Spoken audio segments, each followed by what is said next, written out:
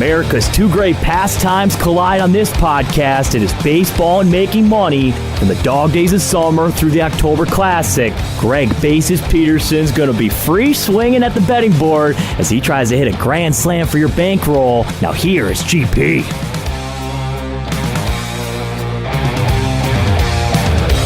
Hello everyone and welcome in to MLB Overtime Betting. Greg Peterson broadcasting from the Azuñia Tequila Studios out here in beautiful Las Vegas.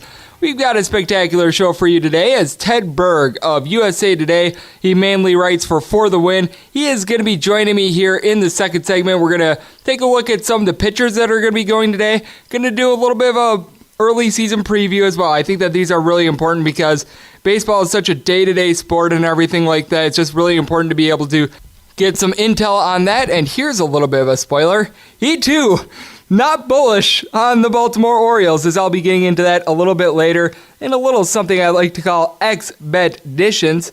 I really haven't had any Twitter questions, so you guys feel free to ask me some questions that you have on my baseball handicapping at @GUnit_81. You guys have questions that I want to give you guys a couple answers, but something that I have noticed in baseball these first couple days is that unders have been pretty successful. You take a look at the Rays versus the Astros game. That was one in which the Tampa Bay Rays were able to win by a count of 4-2. And we saw Charlie Morton have a nice outing as well. Charlie Morton, a guy that has some good wipeout stuff. He was able to fan 8 in 5 innings in this one. And then the Tampa Bay Rays bullpen came in and they were able to do the job from there. Garrett Cole got a little bit roughed up in this one. He had 10 strikeouts and he allowed 4 runs. Problem is, only one of them was earned as the Astros committed 2 errors in this one. And it's just one of those things that I reiterated yesterday with the Chicago White Sox having their blow-up. You've got to take into account the defense on some of these teams as well. It's one of those things where it doesn't necessarily show up as much because you're focusing on what a guy's ERA is, his fielding independent, everything like that. But some of these teams, they just aren't very good in the field. The Astros, typically a little bit more sure-handed than that, but I do find that very interesting. You also have to take a look at the feast or famine nature of some of these games because you just take a look at some of these scores. Blue Jays are able to knock off the Tigers 6-0. Rockies went 6-1.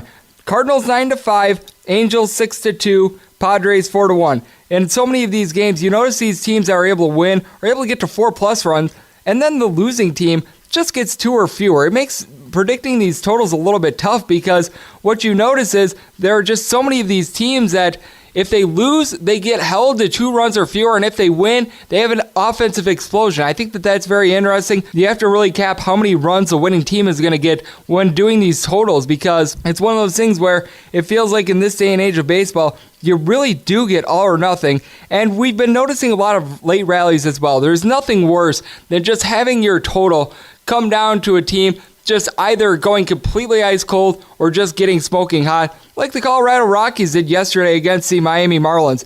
They were completely scoreless through 5 innings, so if you had Marlins first 5, you won the game, and yet they lose by 5 overall. It's one of those things that's so perplexing because the Rockies, they had 1 run in the 6th, they had 1 run in the 6th, they had 1 run in the 7th, and then the 9th they just exploded for 4 runs.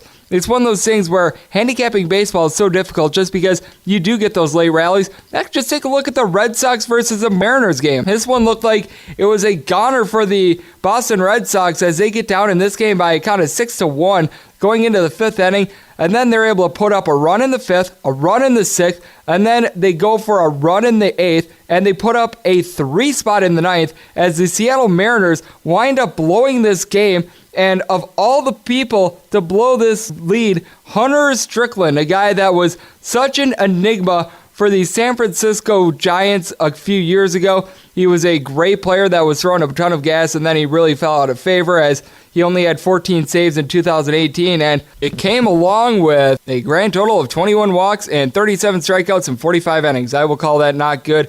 It's just so important to cap these bullpens because what we're noticing is that a lot of these teams with good bullpens, they're able to come through. A lot of these teams with shaky bullpens, it leads to overs and it leads to blown leads. I can even take a look at the Dodgers against the Diamondbacks. The LA Dodgers have some pretty good starting starting pitching, but they wound up giving up a 3-0 lead against the Arizona Diamondbacks. That led to your overcashing in that game, as I'm actually doing this podcast right now as it's 4-4 because I have to get this up by midnight Pacific time. It's currently 4-4 in the bottom of the 8th inning as the Dodgers just inexplicably blew a lead, and it's one of those things that makes baseball handicapping so interesting. It was the same way with the Marlins as the Rockies were able to explode in that one, and we saw it in the A's versus the Angels game. The Angels were down big in this game. Going into the top of the 8th inning, they were down 2-0. Things looked absolutely awful. And then in comes Joakim Soria, who gives up 4 runs and doesn't record a single out. For anyone who had an A's ticket, unfortunately I did not, all you could say is, Joakim Soria, thanks for nothing. Please do not come back. As some of these guys, you just had these relievers that you love, and then you have others that you absolutely hate. It's so important to be capping these bullpens because we just saw it on full display Friday night that some of these teams with the great bullpens, they were able to come through for you. Like, I wouldn't even call the Angels a great bullpen, but guys like Robles and company, you at least don't have too much trepidation when they come into the game. I know that the San Diego Padres don't necessarily light the world on fire with their pitching staff, but last year they actually had a very good bullpen, and they even had still some very good guys that were able to come in, like Wingenter, like Stock and company, that when you come into the game, it's like, okay, this guy isn't going to completely blow the game. Those are the guys that you need. And then you got guys like Jesus Familia, who I always joke is Spanish for blow and save. You have your Fernando Rodneys, guys like that. It's just absolutely terrible when you have to rely on these guys to be able to close out games for you. So whenever you're capping baseball, just always take into account bullpens, and always just make sure that you take into account defense as well, because so many people, they just look at a couple different metrics. In baseball, you have to take so many things into account. So just wanted to give that as a little bit of a tutorial for today. Like I said, please ask me some questions on my baseball handicapping at unit_81. Want to give you guys as much intel as possible, as the season is very young and I feel like there's a lot of money to be made. And one of those guys that's going to be giving us some intel next is Ted Berg of USA Today, and that is coming up next right here on MLB Overtime Betting.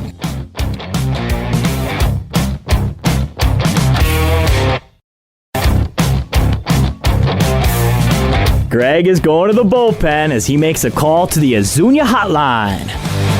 And welcome back to MLB Overtime Betting. We are back here in the Azuña Tequila Studios out here in Las Vegas, and it's a great pleasure to be joined by our next guest. He does tremendous work covering everything to do with baseball for USA Today. You can follow him on Twitter at OG Ted Berg. It is Ted Berg joining me. And Ted, how are you on this fine day? I am doing well. Thanks for having me on.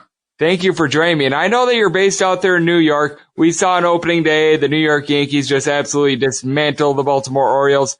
I think that was a shock to all of zero people. What do you think the future holds for both these teams? Because I think the Yankees are a team that's going to be competing for a World Series this year. I really like the way that they've got their lineup set up. And for the Orioles, well, I think it's another 100-loss season. Yeah, I spend probably 45 to 50 hours a week reading or writing about baseball. I study, play fantasy. I watch baseball when I'm not doing it professionally.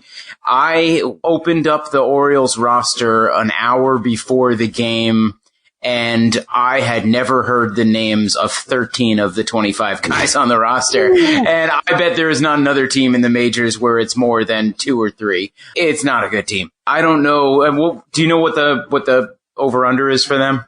Their season win total opened up at 59 in Las Vegas, and I think at some places it got steamed down to 57.5. And I still think that's too high. It feels that way. If you look at the guys on the team, it feels that way.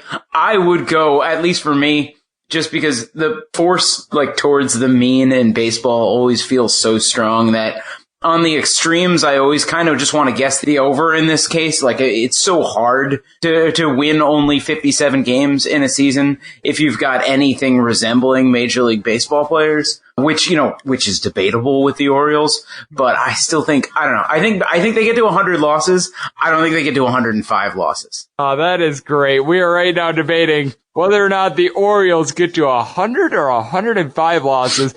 But one thing we do know is that division is going to be brutal with both the Yankees and the Red Sox in there. And the Tampa Bay Rays, I know that they lose to start off the year with Blake Snell on the mound, but with that said, I still think that the Rays are a little bit of an up-and-coming team. Could probably use a couple more bats, but certainly have some good pitching.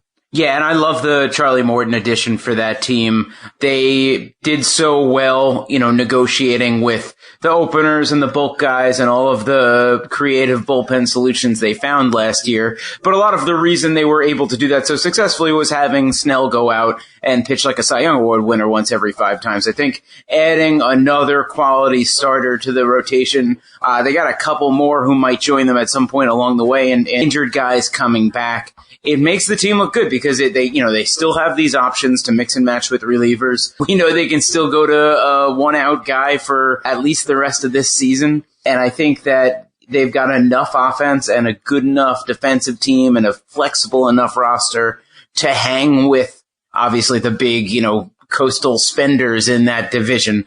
I like the Yankees in the East. That was my pick from the beginning of the year. I just think it's too much power. Like the lineup is so stacked, really from 1 through 9, that it's hard to see them not. I don't know. Last year I would have thought they would have beat out the Red Sox as well, and the Red Sox just proved me wrong all year long. So maybe I'm wrong again. But given the sort of quiet offseason the Red Sox had, the Yankees going out and adding pitching, adding pieces, I like the Yankees to take the AL East in the long run. Absolutely. I do think that it's going to be the Yankees' year in that respect, as Ted Berg joining me right here on MLB Overtime Betting. And taking a look at the slate for Saturday, we've got obviously a lot of the matchups that we saw on opening day. And one that really intrigues me is the Braves versus the Phillies. Phillies did not get a single hit from Bryce Harper, but still they were able to put up 10 runs. Really been impressed by this team. I do still think that there's some questions with their starting pitching. I know that they're going to have Nick Pivetta on the bump on Saturday. What are your thoughts on this Phillies team? Because they pick up so many pieces. Andrew McCutchen, we know about Bryce Harper, but you also had in there JT Realmuto and company. And I do think that this is a Phillies team that is going to be towards the top of the major leagues in regards to runs scored.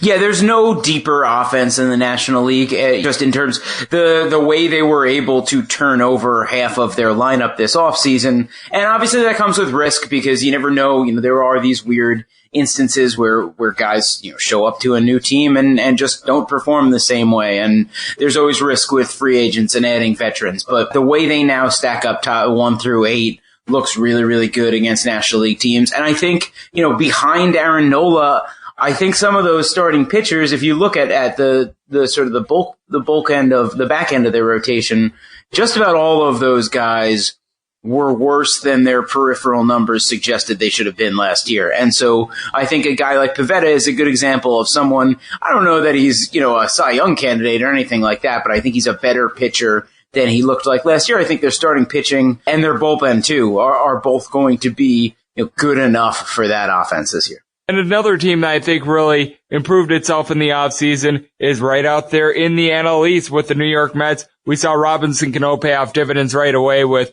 getting that home run off of Max Scherzer. They were able to get a shutout win behind the strength of Jacob deGrom.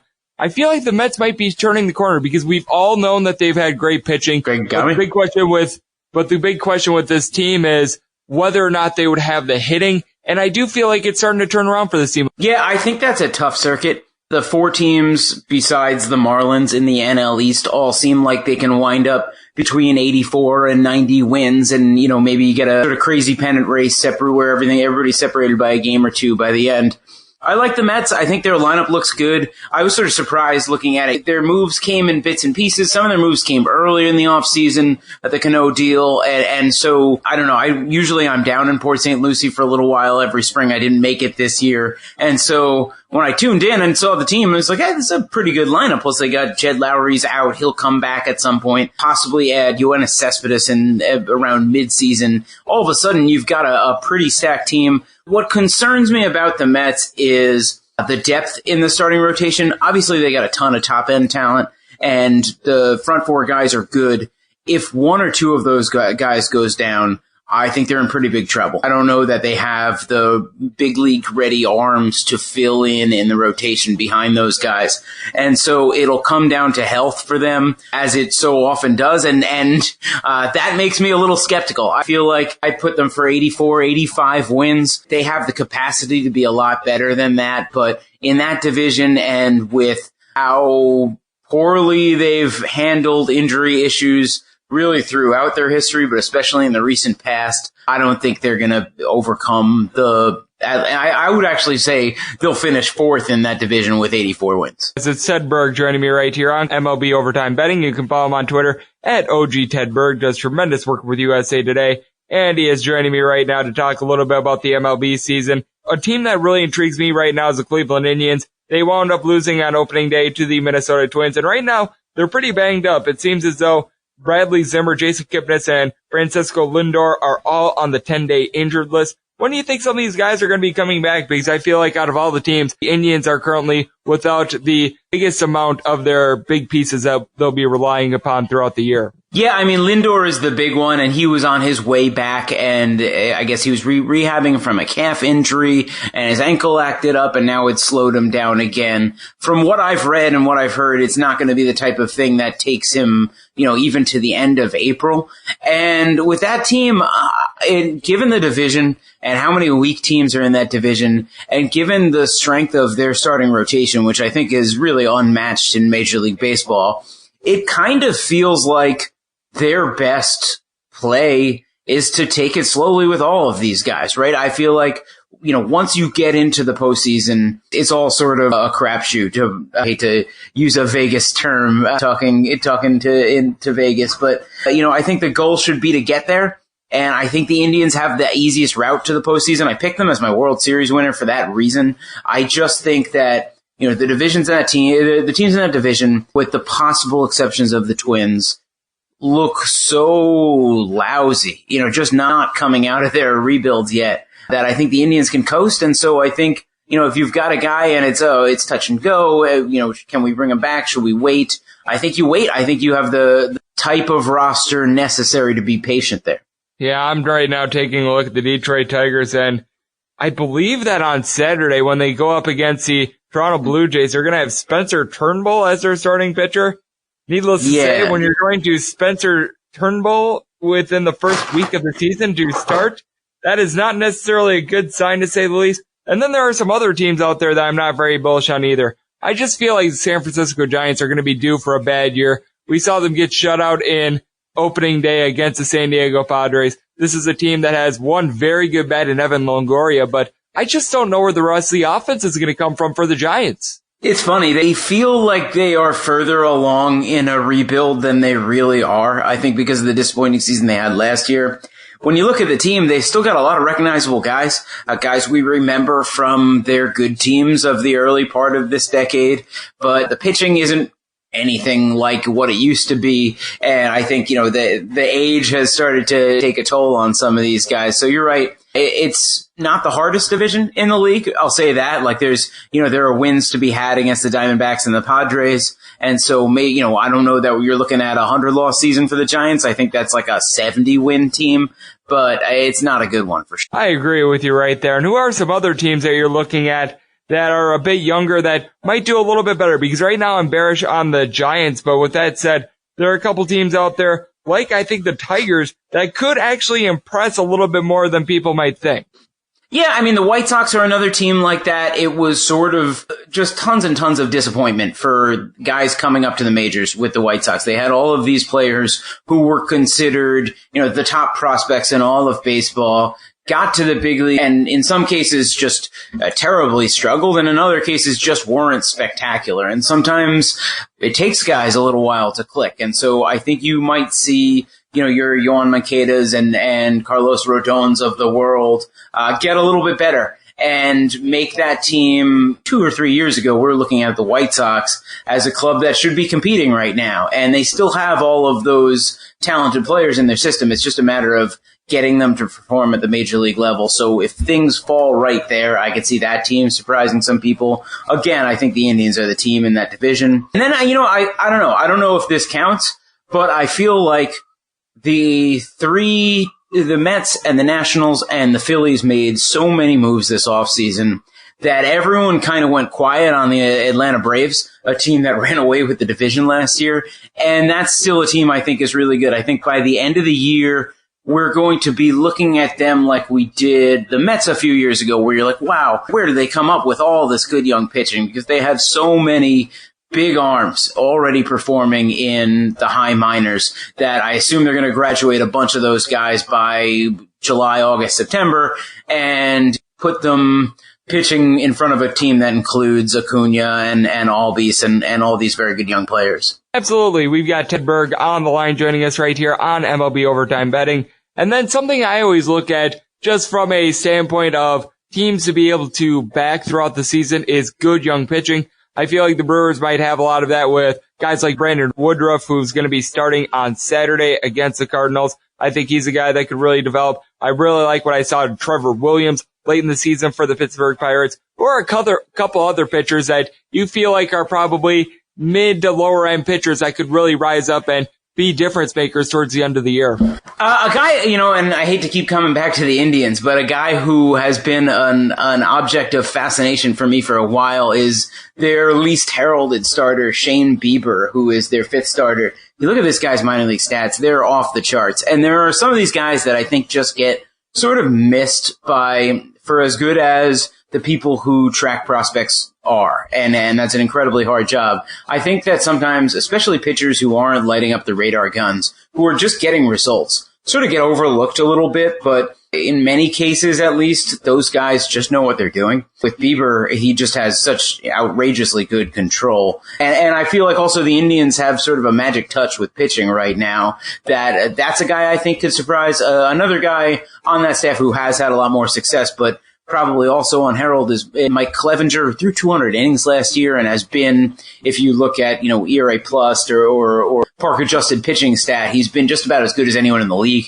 since the start of last season, or the start of 2017, rather, when he's been pitching. So that's another good guy. It's always tough with pitchers because there's so much variation at play and guys you love can get hurt. I was super high on Jesus Luzardo, the A's pitcher, the rookie who's supposed to come up and join their rotation. Now he's got shoulder issues, and so, all of a sudden it gets a little concerning pretty quickly. And I still remember a couple of years ago, so many people were so high on Lucas Giolito, and then that didn't necessarily go so well. So it always is a little bit of a horse apiece when trying to look at young pitchers. And Ted, I would like to close it out with this. Where can the good people find your work on social media and elsewhere? Well, I'm on Twitter at OG Ted Berg, and most of my writing is at For the Win, which is ftw.usatoday.com. Fantastic. A big thanks to Ted for joining me right here on the podcast. And coming up next, it is time to give you a side and total on every game on the betting board as we touch them all.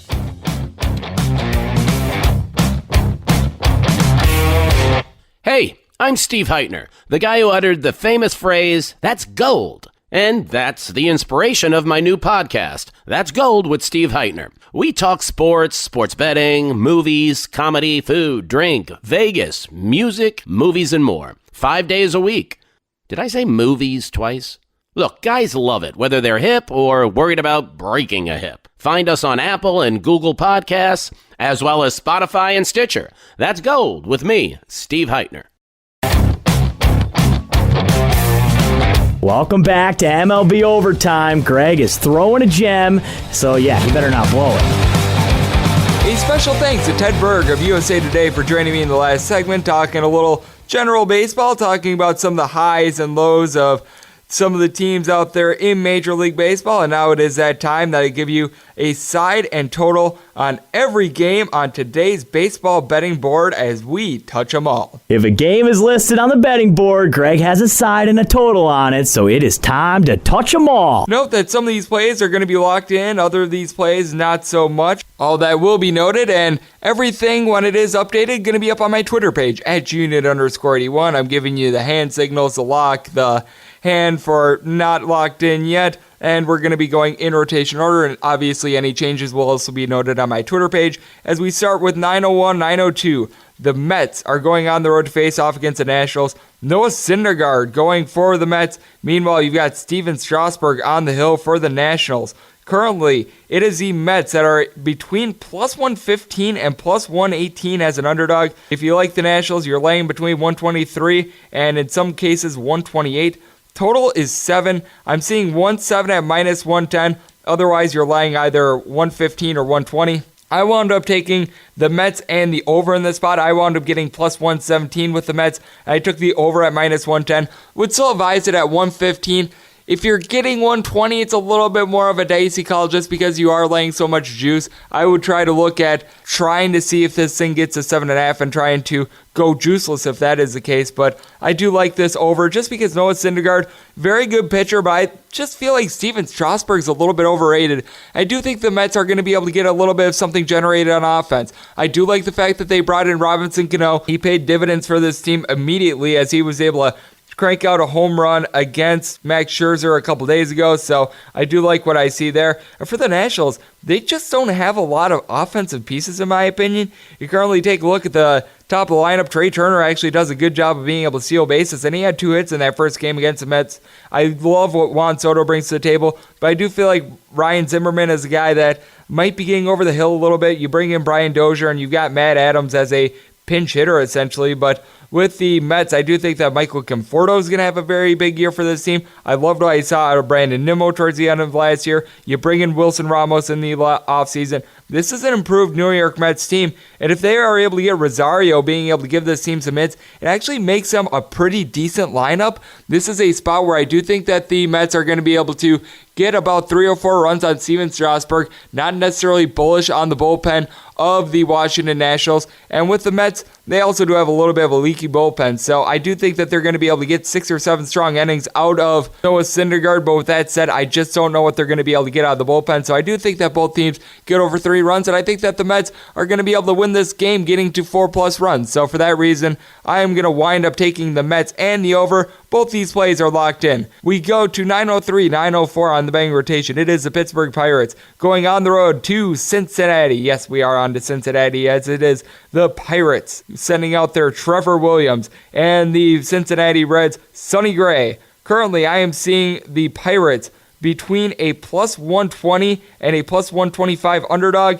And the total is 8.5, pretty flat across the board, minus 110 each way. If you like the Cincinnati Reds, you're laying between 130 and 135. This is a spot where I've really got to go with the Pittsburgh Pirates. Towards the end of last year, Trevor Williams was lights out. After the All-Star break, I believe he had the best ERA in all of baseball. This is a guy that's actually really coming on. I think that this is a young starter that you can really hang your hat on. I do like the way that he's being able to pitch for this team. And then with the Pittsburgh Pirates, you do have the addition of Jung-Ho Kang, who missed a lot of time due to both injury and, well, some not-so-good situations out there in his native country, but he was able to drive in 2 RBIs in the team's first game with the Cincinnati Reds. You've got a lineup that I feel like is aging a little bit. You do now have Joey Votto and Yasiel Puig at the 2 and 3 spots, and Eugenio Suarez is absolutely sensational. He had a great year last year, but after, I would say, batter number 5 for this team, it's a big mystery as to what you're going to be able to get. Jose Iglesias is a guy that has never really been too reliable with his bat. At the catcher spot, you've got a guy in Tucker Barnhart that he does a good job of being able to call a game, but with that said, you don't know what you're going to get out of the bat. He bats right around 250, 260-ish throughout his career, but he's not really much of a pop guy. And with the Cincinnati Reds, I feel like you don't have a whole lot of power. And with the Pirates, you have some question marks as well. What are you going to be able to get out of Sterling Marte and Corey Dickerson? I do like Dickerson's bat, but with that said, I do have some question marks there. So I am going to take this total under. I know that Sonny Gray was actually pitching a whole heck of a lot better out there in spring training. We all remember what kind of a disaster he was with the New York Yankees, and he was very good with the Oakland A's. And I think we're going to get something in the middle. I could sort of see him being like Matt Harvey was last year. Not necessarily great, not necessarily terrible, but I am very bullish on Trevor Williams in this spot. So for that reason, I wound up locking in the under on this game. I feel like it's a no-brainer there. And I am on the Pittsburgh Pirates as well. I was seeing plus 123 before I came on this broadcast. I'm currently holding off on this because I think that there's a chance that we could see perhaps even 130 with the Pittsburgh Pirates. I'm going to be on them either way, just right now waiting for a better number on the Pirates. 9:05, 9:06 on the betting rotation. You've got the Atlanta Braves going on the road to face off against the Philadelphia Phillies. Nick Pivetta takes the hill for the Philadelphia Phillies. Bryce Wilson out there for the Atlanta Braves. I am seeing a total on this one of 9. We've got a little bit of shading to the over, a little bit of shading to the under, and then if you like the Philadelphia Phillies, you're laying 140 on the money line, and if you like the Braves, you're getting between plus 125 and plus 130.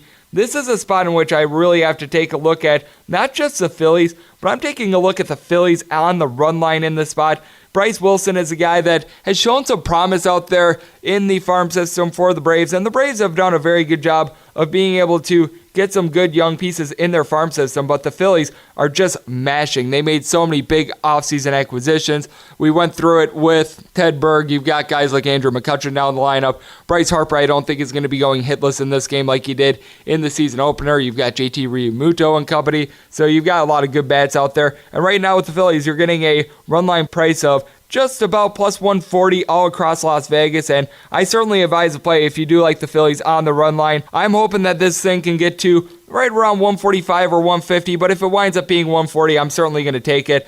I just think that there's so much power on this Phillies lineup, and I think that they're really going to take to task young Wilson. This is a game in which we saw open up at 8.5 offshore with regards to the total, and at 9 with minus 110 shading. I am all about the over. I'm hoping that I can maybe get a little bit more favorable juice, maybe a minus 105 or even money, but with that said, I'm going to be on it no matter what. And with the Atlanta Braves, you do have a couple guys that are able to do a great job as well. We all know what Ronald Acuna Jr. was able to do for this team last year, and Ozzie Albies as well. Nick Markakis really had a coming of age for this team, and they added Matt Joyce in the offseason, who was able to give this team a home run in their season opener against the Philadelphia Phillies. But with that said, I just think the Phillies are going to have a lot more firepower, and I think we're going to see a whole lot of overs with the Phillies, especially when they get Roman Quinn off the 10-day injury list as well. And right now for the Atlanta Braves, they've got a lot of guys that are currently injured as well in the bullpen in A.J. Minter and Darren O'Day, which is why they're turning to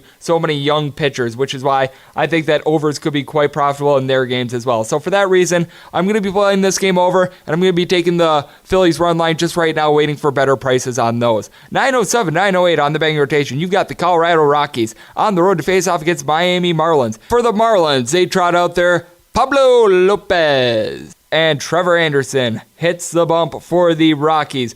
Total on this one, I am seeing 7.5. A little bit of shading to the over. I'm also seeing 1.8 out there with the over being at even money there. If you like the under at 8, that is minus 120. And then this one is varying across the board. I'm seeing the Rockies as low as minus 130 as a favorite. I'm seeing them as high as minus 147. And then if you like the Miami Marlins, you might want to grab that plus 137 that's currently at Coast, because otherwise you're seeing between plus 120 and plus 125 across the board. This is a spot in which I do think that the Rockies are going to be able to get their bats going, and I do think that they're going to be able to both win this game and be able to get this total over. I really do like the Rockies this year. I do think that they're going to be doing a whole lot of mashing this season, because when you do take a look at the Rockies, top to bottom, they have power at just about nearly every position. Trevor Story's able to hit home runs. I do like the way that Dahl is coming out for this team. Chris Iannetta behind the plate has been very solid. We all know what they're able to get out of Nolan Arenado. He just, year in and year out, is giving this team so much pop. And then with the Miami Marlins, let's face it, they don't have a whole lot of guys that are able to do a whole heck of a lot on offense, and I feel like that's putting it very, very politely for this team. They did bring in Curtis Granderson, and at the leadoff spot, he did have a home run for this team yesterday, but with that said, you got Sterling Castro, Neil Walker, Riddle. Lewis Brinson is still not coming around, even though he had a nice spring training. There's just not too many redeeming qualities with the Miami Marlins. As of right now, I'm taking a look at the Colorado Rockies on the money line. That could change, though. I might actually take a look at the Rockies on the run line if I get a very good plus price, because I do like what Ryan McMahon was able to do out there in spring training. You've got Ian Desmond as well. You've got so many guys that are able to hit. And then with the Marlins, I just don't know what you're going to be able to get out of Lopez. Lopez last year had his ups, he had his downs. He's a very wildly inconsistent pitcher. It feels like the Marlins in general pitch better when they're at home than they are at the road. I think that a lot of it has to do with the dimensions of the ballpark, but I just still think that the Rockies are going to be able to hang 5+ runs in this game, and they're going to be able to get to Pablo Lopez. So for that reason, I will be taking the Rockies, and I will be taking this total over, just currently looking for better lines. Game 909, 910 on the betting rotation. The St. Louis Cardinals are taking on the Milwaukee Brewers as they are playing this game in Miller Park. If you like the Brewers, you better head to Coast, because right now they are minus 118. Across the board from there, I'm seeing one minus 120, and then I'm seeing from there a lot of minus 127 and minus 130. This is a very, very fluid number. If you like the Cardinals, you probably want to avoid the plus 108 out there, because I'm seeing a lot of plus 120 out there. I'm also seeing a plus 110. And then the total on this game, mostly shaded to the under. I'm seeing a lot of 9s at minus 120, even seeing a minus 125. If you like the over, you're probably going to want to look at the 8.5 minus 115, also seeing an 8 at minus 120. So obviously, this is a game that is varying quite a bit. And for the Brewers, they are trotting out there Brandon Woodruff, and for the St. Louis Cardinals, they're going to be going with one of their younger guys, as taking the ball for the St. Louis Cardinals is going to be Dakota Hudson. Dakota Hudson actually looked very good out there in spring training. But with that said, I have a little bit more faith in Woodruff in this one. Dakota Hudson did actually see some time in the majors last year, and he was very good in relief. He saw action in 26 games. He was able to go 4-1 with a 2.63 ERA. He's not necessarily a strikeout guy, though. In those 27 innings, he had just 19 strikeouts, and he walked 18 guys. He has some control issues. Like I said, he did look better in spring training, but I do think that the Brewers are going to be able to get to him in this spot, and I do think that the Brewers are going to be able to get a very good outing from Brandon Woodruff. We all remember the home run that he hit against the LA Dodgers, but he for the year was actually very, very serviceable for the Milwaukee Brewers. He was able to come in and he was able to do some long relief, everything like that. And with the Brewers, you've got so many guys out there in the outfield that are able to rake. We all know what Lorenzo Cain and Christian Yelich are able to do. I think that that's going to be scary. And I actually do think that Woodruff matches up very well in this spot. He was able to see only 4 starts for this team last year in the regular season, but he had an ERA right around a 3.6. He does a nice job of not walking guys as well. That is a very, very good quality to have, because with the St. Louis Cardinals, you've got a bunch of guys that are disciplined at the plate, like Yadier Molina, like Paul Goldschmidt, and we did see Paul Goldschmidt be able to hit a 2-run dinger against the Brewers yesterday when they trotted out their Freddie Peralta. But I do think that the Brewers are going to be able to get up off the mat. I think they're going to have a better offensive performance in this game. Jesus Aguilar is a guy that needs to get going a little bit for the Brewers. He had a cold end to the season last year, and he hasn't necessarily been lighting the world on fire this year. I do like the addition of Yasmani Grandal. He does a good job of not just calling a game behind the plate. I know he had those pass balls in the postseason last year, but he's good with the bat as well. Orlando Arcia is very good for an 8-batter as well. And then you've got Ryan Braun, a guy that's starting out pretty hot for the Brewers as well, even though his pop might not be there from past years. So I do think that Woodruff is able to get the job done for the Brewers, and I do think that the bullpen is going to be able to help in this one. And the Cardinals, they themselves have a good bullpen as well. So even if Dakota Hudson gets shelled, I do think that this is a game that's going to stay under. I took under 8.5 at even money in this one, and I wound up blocking this one in, and I wound up blocking in the Brewers when I was able to get them at minus 118 as well. So Brewers and the under in this spot. We move on to 9-11, 9-12 on the betting rotation, as it is the battle out there in the state of Cali, as it is the San Diego Padres playing host to the San Francisco Giants. I would say arguably the best pitcher for the San Francisco Giants is going to be taking the hill in this one, as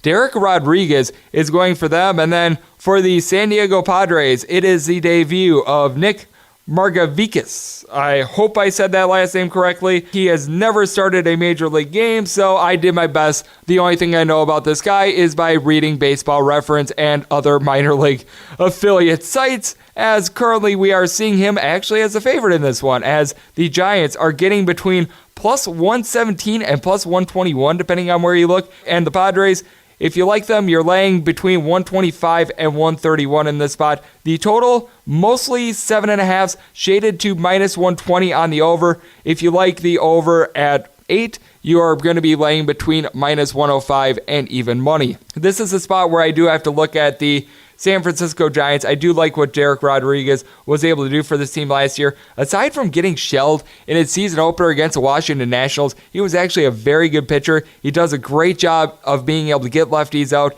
And with the San Diego Padres, they do have quite a few lefties in their lineup as well. You've got a lot of pop in the lineup with the San Diego Padres. They really revamped the lineup. We all know what they were able to do in the offseason, bringing in Manny Machado and Ian Kinsler, but Will Myers is a guy that's really been emerging for this team.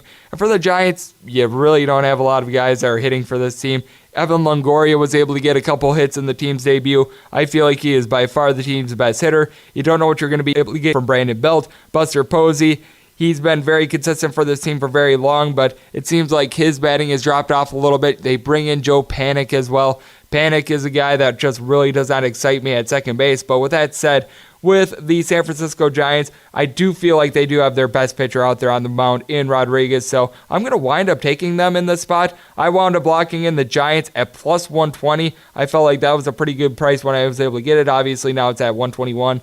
I'm not going to cry about a lost penny, but with that said, I'm going to be looking at this game under as well. I'm hoping that I can get more of a minus 110 juice on under 8, because right now I have been noticing that things have been ticking up with regards to the total. So right now I'm holding off on that one, but I'm taking this game under just because you take a look at Petco Park. It's very friendly to pitchers, and I do think that Derek Rodriguez is going to have a very good outing for this San Francisco team, and I just don't see the Pirates, even though they're going up against a young pitcher, exceeding more than 3 runs. I see this being a 3-2 Giants win in this one. They're going to have to win so many of their games with pitching this year, so I'm going to be taking this game under, hoping for better juice on under 8, but if not, I'm going to take under 7.5 at even money. Just right now waiting to see where that winds up, and I am locking in the Giants. Game 9-13, 9-14 on the betting rotation. The Arizona Diamondbacks are squaring off once again with the Los Angeles Dodgers.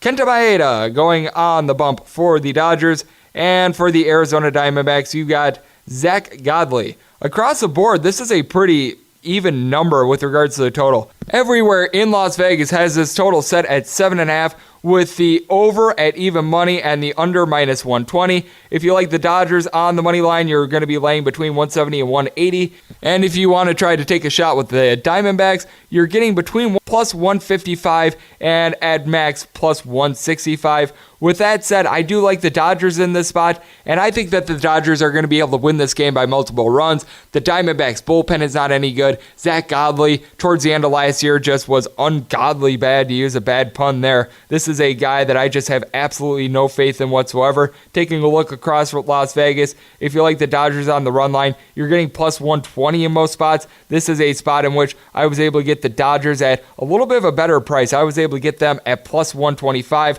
I wound up locking that in. I obviously still advise a play at plus 120 as well. This is a Dodgers team that really got off to a great start to the season. They had 8 home runs in that opener against the Arizona Diamondbacks, despite the fact that Zach Greinke was going with the Dodgers. You got so many just bomber bats. You've got Corey Seager back in the lineup, Kike Hernandez, who is a guy that's a Swiss Army knife. The guy's able to play like every position. Heck, I still remember he pitched in like the 16th inning against the Philadelphia Phillies last year. You've got Austin Barnes behind the plate as well. I like what he's able to do. Jock Peterson is shaking off a really, really bad spring training, and he was able to provide a lot of pop. And then for the Arizona Diamondbacks, you do have a couple guys that are able to hit.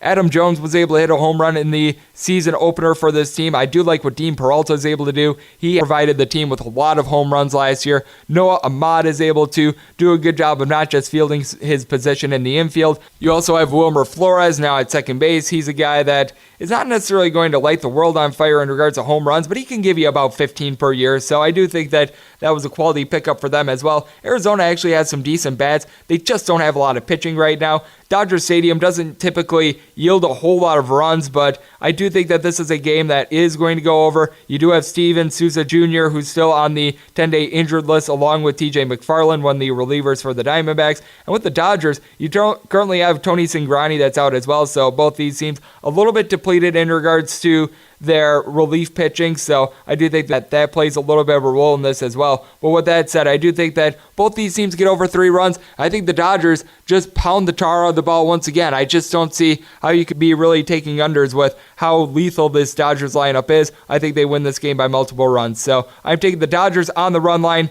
and the over here. I was able to get even juice on the over. I wound up locking in both these plays as well. So we are all going to go there. 9-15, 9-16 on the betting rotation. We go to the American League, as it is the Baltimore Orioles going on the road to face off against the New York Yankees. It is James Paxton going for the New York Yankees. Meanwhile, for the Baltimore Orioles, Nate Kearns going for them. Oh, gosh. This is so bad. Nate Kearns did not pitch in the majors at all last year.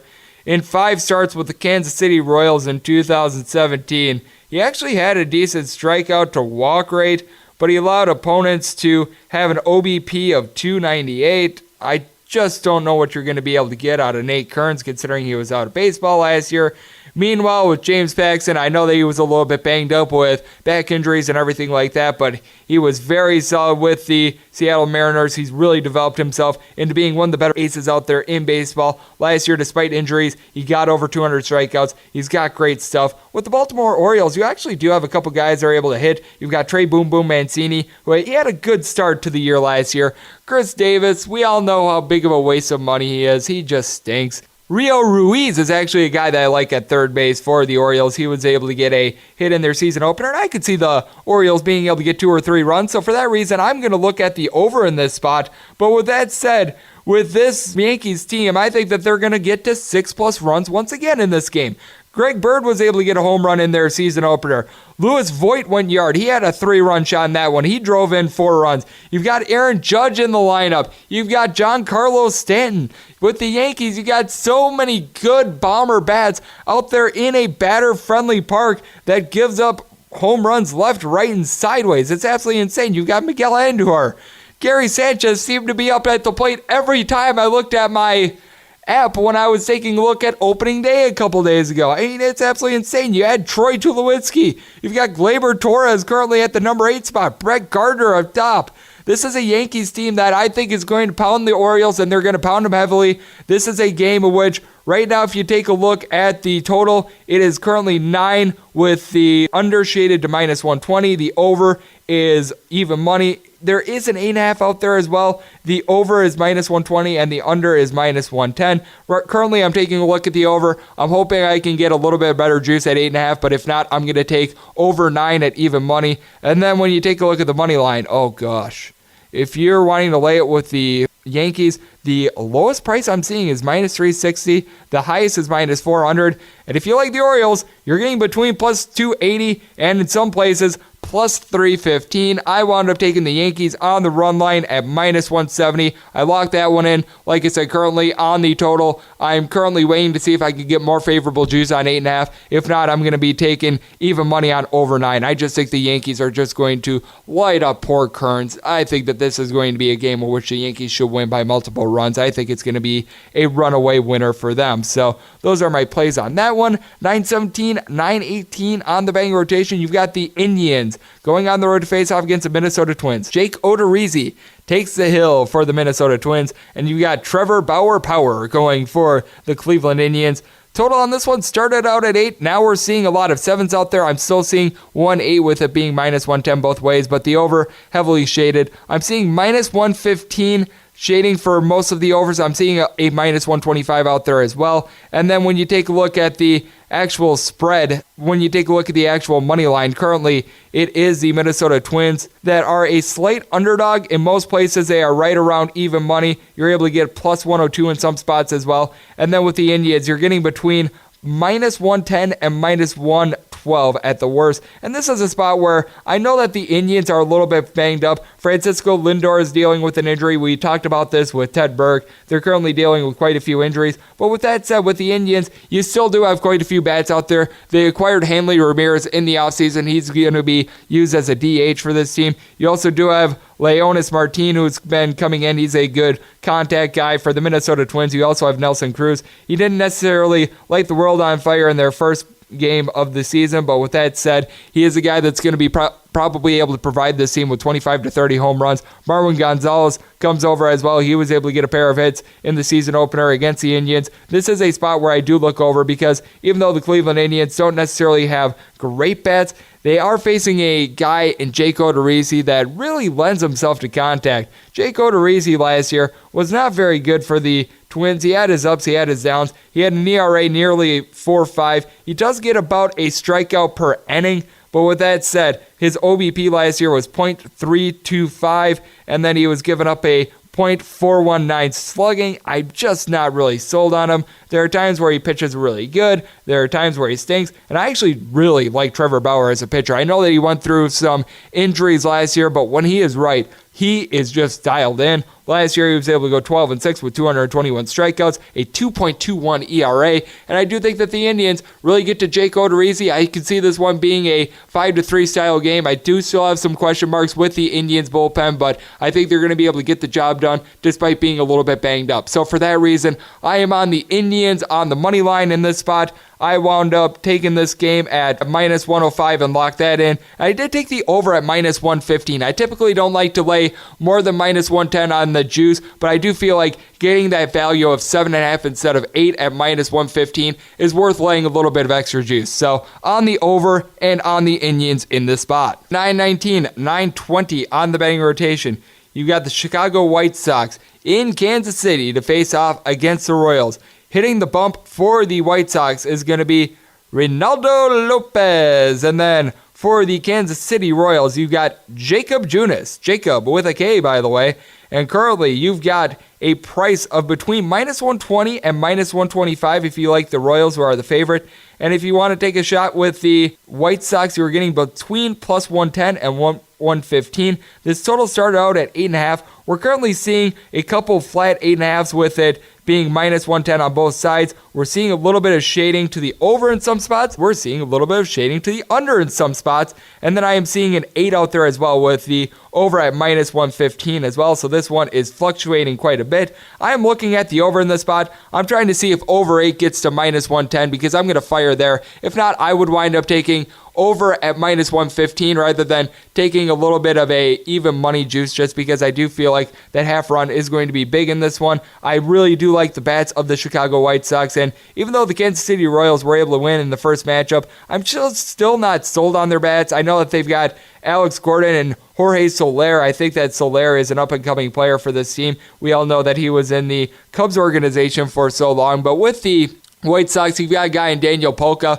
who was able to hit over 25 home runs for this team. I still think that Wellington Castillo is going to be able to emerge for them. With the Baltimore Orioles in 2017, he wound up hitting 20 home runs. This is a guy that's been very well traveled. He just didn't seem to put it together with the White Sox last year. I think that that's something that could change. And then I also do like the way that out there in the outfield, they're able to get some production out of Tim Anderson. He wound up going 1 for 4 in the team's opener on Thursday, and he's a guy that last year hit right around 240, 20 home runs. He's got some decent pop in his bat, and I feel like you could say that about so many of the White Sox. Jose Abreu is obviously the guy that they're going to be hanging their hat on for offense, and we all know that the relief pitching of the Kansas City Royals is garbage, and I feel like that's putting it politely. Meanwhile, the relief pitching for the White Sox, not necessarily good. I will say that Lopez actually had some good starts towards the end of last year, so that's why I am going to be taking the plus price here with the White Sox. You also do have Yohan Moncada from the guests I've been talking with recently. They all think that he's going to be able to put things together. He only hit right around 235 last year, but he had 17 home runs himself. This is a White Sox team that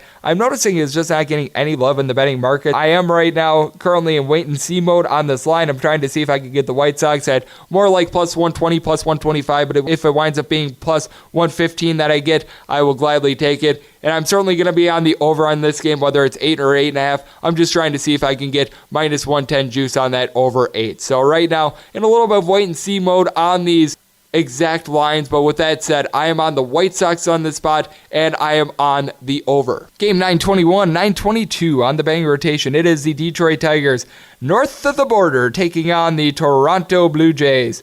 For the Detroit Tigers, you got Spencer Turnbull, and for the Toronto Blue Jays taking the mound, it is Aaron Sanchez, as the Detroit Tigers are currently seeing some love in the market. They opened up getting plus 120. They are now down to right around plus 120, plus 125, depending on where you see, as the Blue Jays opened up minus 140. Currently, they are between minus 130, and I'm even seeing a minus 128 out there. Total on this one is 8.5 shaded to the over. The over is shaded at between minus 115, and I'm seeing one minus 125 out there, but mostly I'm seeing 115s. This is a spot where I do look to the over. I know that both these teams haven't necessarily been lighting the world on fire with their offense in the first two games, but with that said, Spencer Turnbull, he is a turnstile when it comes to pitching. I still remember last year when the Brewers needed to get into the postseason, and he gave up like all 10 runs that was needed for the over in the Brewers in that season-closing game.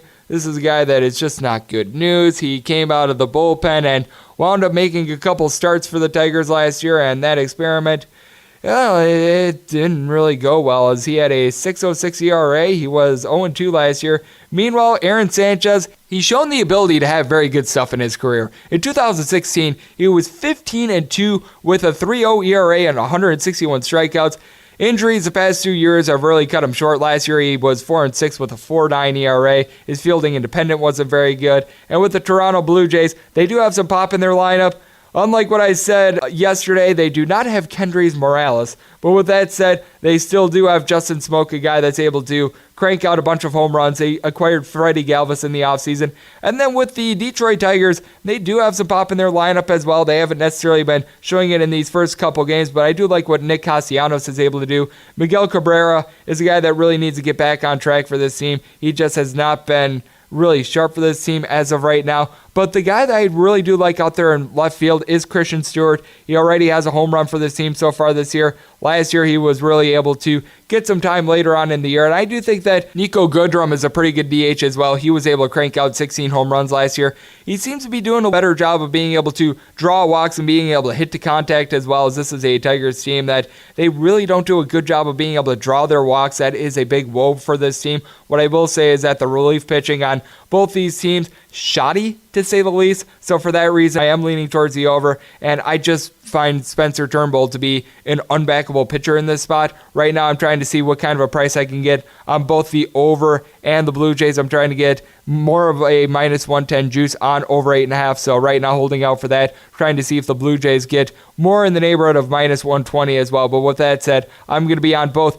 the Toronto Blue Jays and the over in this spot. Game 923, 924 on the betting board. It is the Houston Astros in Tampa Bay to face off against the Hot Shell Rays. Colin McHugh going on the bump for the Houston Astros. Tyler Glasnow going for the Tampa Bay Rays. As the total on this one, pretty stagnant at 7.5. I'm seeing minus 110 both ways in nearly every case. I'm seeing a couple where the over is minus 105. But with that said, it is pretty straight up across the board. And this is a spot where I do have to look over. Colin McHugh was actually able to do some very good job for the Houston Astros last year. I do like his game. But with that said, I'm just not necessarily sold on Glasnow. Glasnow is a guy that has really, really good stuff, but it just seems like he hasn't put it all together yet. And with the Rays, I was actually pleasantly surprised at how they were able to hit against the Houston Astros yesterday. They were really able to get to Garrett Cole, so I feel like that's a little bit of a tip of the hat to them. And then with the Houston Astros, you know all the guys are able to rake for this team. Jose Altuve is out there at the number 2 spot. George Springer leads things off. They bring in Michael Brantley in the offseason. Alex Bregman is able to give this team some pop. I like Josh Reddick. You got to like what Gurriel is able to provide. Max Stassi is a solid catcher for them when they need Tyler White at the DH. He's able to come in and he's able to do a good job. I will say, though, for the Tampa Bay Rays, Austin Meadows is a guy that at the top of the lineup I really like. Tommy Pham was able to hit right around 25 home runs for the Cardinals last year. He comes in during the offseason. And then the guy that was able to provide the pop for the team yesterday and was able to crank out a home run is Yandy Diaz. He's a guy that is really up and coming for this organization. He played for the Cleveland Indians last year. Didn't see a whole lot of time, but he was able to hit over 300 in the limited amount of opportunities he was able to get. So I do think that he can really be a difference maker. And then you've also got Willie Adames, who I think is going to be able to bust out a little bit this year. He's currently batting in the 8th spot. He was able to hit 278 with 10 home runs last year. He's not necessarily a guy that's going to hit a lot of home runs, but he's a guy that has, I guess you could call it more or less like doubles power,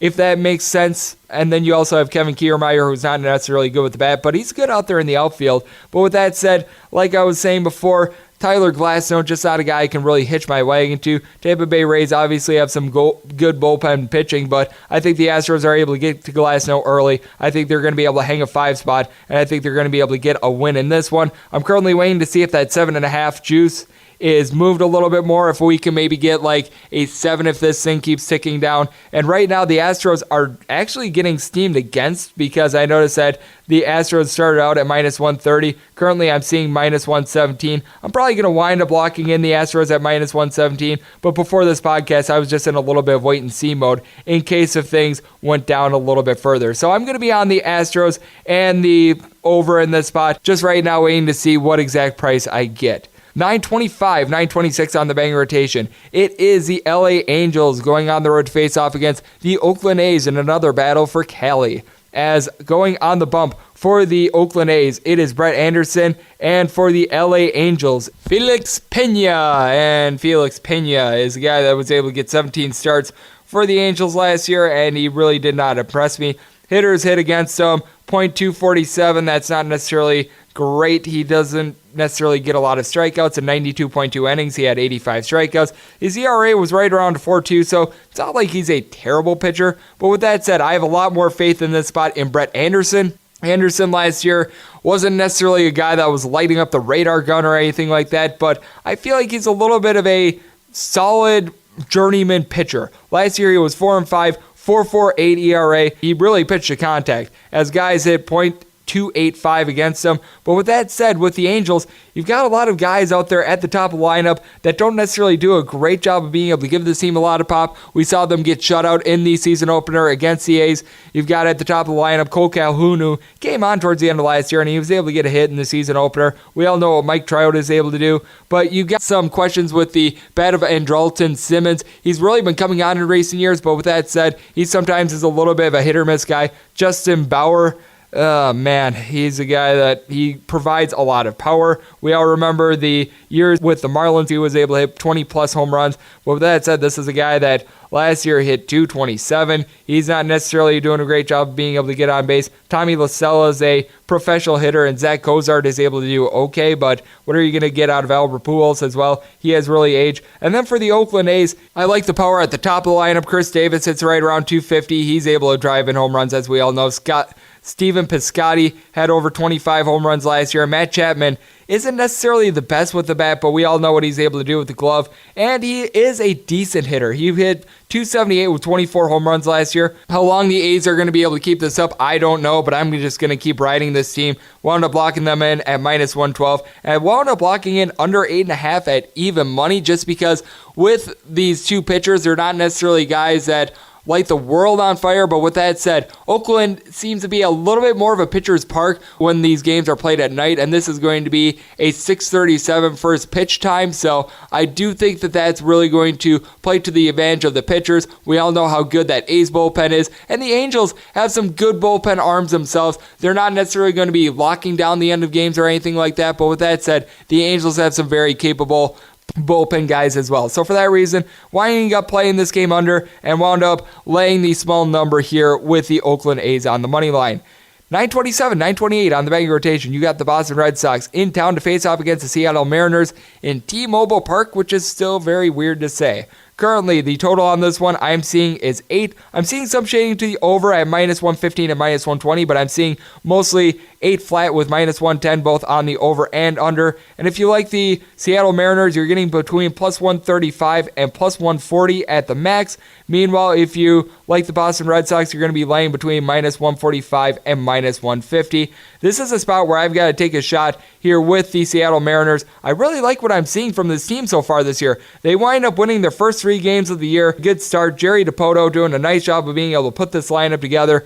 With the Seattle Mariners, I do like the way that Tim Beckham has really been stepping up for this team. 3 home runs in his first 3 games at the shortstop position. They also bring in Domingo Santana to essentially replace Nelson Cruz. He already has 2 home runs for this team so far this year. And then for the Boston Red Sox, they obviously have a lot of pop. Mookie Betts, Andrew Benintendi, JD Martinez, all these guys are able to do a great job of hitting. Jackie Bradley Jr., I need to point out. But with the Mariners, I was really impressed with the way that they were able to come out on Thursday, and they were able to hang 12 runs with Chris Sale on the bump. Jay Bruce seems to be struggling at the plate a little bit, but when they get him going, it makes him extra scary because you bring in Edwin Encarnacion. We all know what he was able to do back when he had his time with the Cleveland Indians. You've got Ryan Healy, who's a very underrated player. He already has 2 home runs so far this year. Last year with the Mariners, he only had 235, but he was able to rake with 24 home runs. Year before with the Oakland A's, he was able to give this team 25 dingers as well. This is a team with a lot of power up and down the lineup. And then Mitch Haniger is a guy that's really been emerging for this team as well. I like him at the leadoff spot. He not only gets on base, but he also has a lot of pop in his bat as well. And then when you take a look at who the Boston Red Sox are trotting out there in Eduardo Rodriguez, he's not necessarily a guy that necessarily impresses me.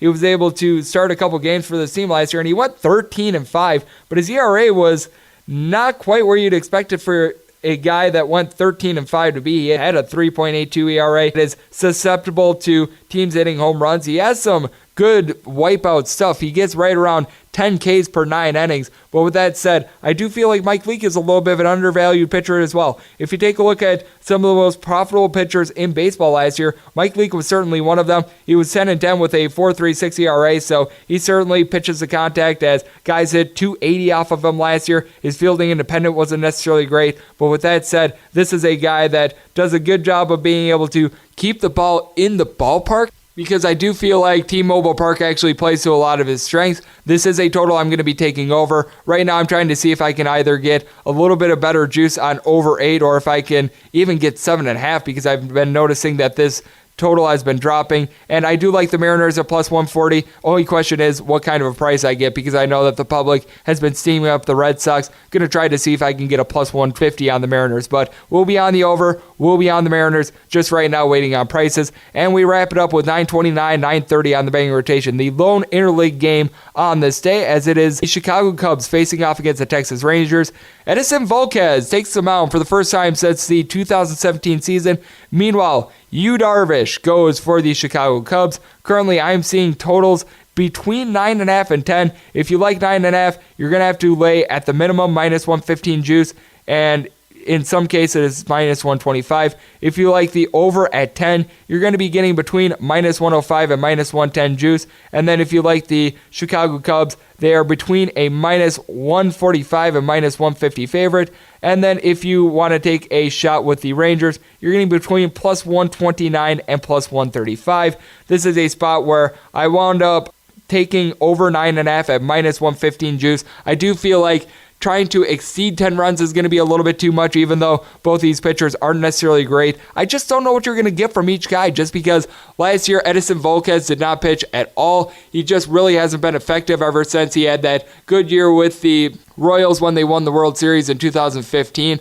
He has been dealing with some injuries. Obviously did not pitch at all last year. Yu Darvish was badly banged up last year, and even when he did pitch, he was not necessarily good, so that's why I lend itself to the over. But with that said, I do think that the Cubs bats much more lethal than the ones that the Texas Rangers are able to provide, because the Rangers, they have a lot of pop in their lineup. You've got guys like Joey Gallo and company that are able to hit home runs. Elvis Andrus is probably their best two-contact hitter. We've really seen Rougned Odor become a home run or bust sort of guy. But with the Cubs, you've got a lot more guys that are able to do a better job of being able to get on base.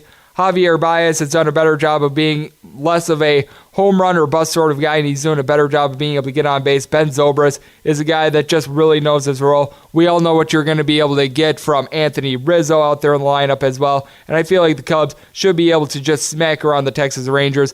With Volquez not pitching in a very long time and the bullpen of the Rangers being very sketchy, I'm going to be on the Cubs run line here. Last I checked, the Cubs run line was plus 110. I'm hoping to get plus 115 or plus 120. I'm currently not firing on that one. I'm trying to see if I can get a little bit of a better plus price. Even if it is only 110, I am going to still take the Cubs on the run line though. And at over 9.5 and minus 115, I wound up blocking this thing in. I would still advise a play at over 10 as long as you're getting favorable juice as well. So those are my plays on that game, and that will do it here for a Saturday edition of MLB Overtime Betting. A big thanks to USA Today's Ted Berg for joining me in the last segment. You can follow him on Twitter at OG Ted Berg. And if you like what you're hearing from this fine podcast, subscribe on a variety of platforms. We're still getting verified on Apple iTunes, but once we're verified there, you're going to be able to subscribe there, as well as Stitcher, Spotify, TuneIn, all those other great platforms. If you ever have a question for the podcast, feel free to tweet it in at @GUnit_81, and I will be talking at you guys every day throughout the baseball season. So let's make today a successful and profitable one. Thank you so much for tuning in.